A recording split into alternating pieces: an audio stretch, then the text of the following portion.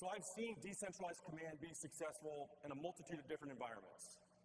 Over many, many years of working in EMS and fire, different special operations group, tech rescue groups, working on the law enforcement side as a SWAT medic, undoubtedly I could give you a bunch of stories where decentralized command is successful. But today I'd actually like to share a story about when I failed to decentralize and how it affected my team and my teammates. In my career path over those years, I worked in 3 different states for 4 different agencies, which is unique because people don't usually move around that much. But this opened up some cool opportunities for me. Towards the latter part of my career, when I get to these new agencies, it wasn't uncommon for me to be the probie or coming off probation as the new guy, but be one of the most experienced just simply because of my past work history. And this opened up some doors for me. This allowed me to get into field training officer positions, cadre positions, being a preceptor, training the new paramedics, making sure they're signed off before they're going out, make sure they're not killing anybody or doing anything reckless. And it also made me a go-to guy a lot of the times. I was the problem solver. And if I could be honest with you, my ego loved that.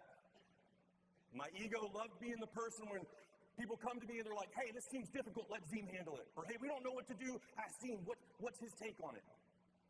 And I started to believe this method of, if you want something done right, do it yourself. And so I became that guy. Well, ultimately, this caused problems for my teams and for my teammates. We got a call one day and we had very limited dispatch information, but we knew from the limited information we had, it was not going to be good. And when we arrived on scene, our suspicions were confirmed.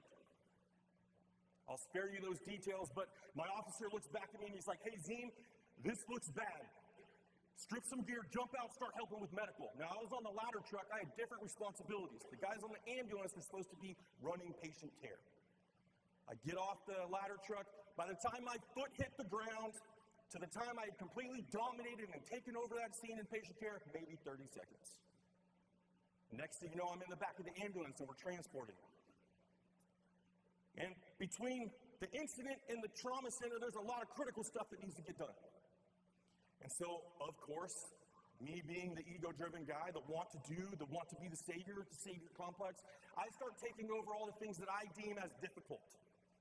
And the other medic that's with me, who is a great guy, a good friend of mine, I give him some tasks that, to me, I'm like, I've done these hundreds of times. So I need you to handle this.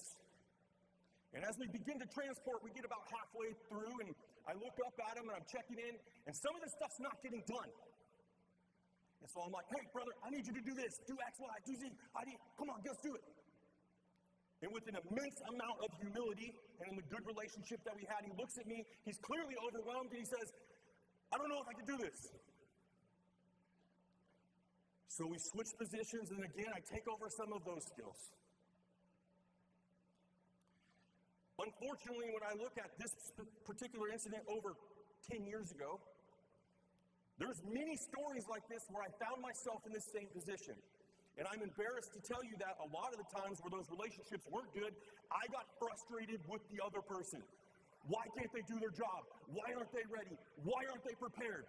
Why can't they step up? But when I look at this now through the lens of extreme ownership, decades later, and when I look at it through a lens of decentralized command, I realize I'm the reason they felt unprepared. It's because of me.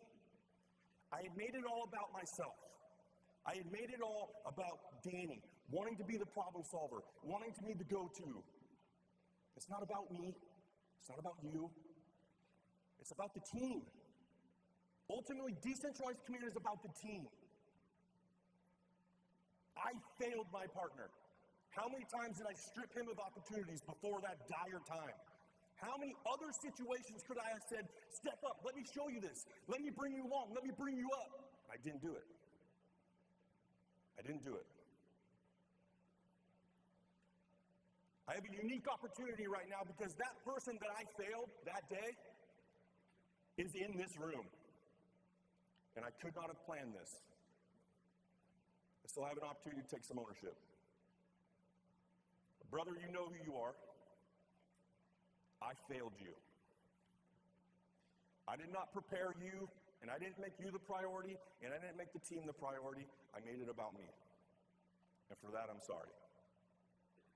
I would encourage all of you, don't buy into this lie that if you want it done right, do it yourself. You can't be everywhere all the time. And when you need your team to be able to step up, or when you're not there and you can't execute, you need them to be ready. If you want something to be done right consistently, build a capable team. Decentralize everything. Decentralize command, power, empower your team, give them the why, let them make plans, let them struggle, guide them, because one day you won't be there.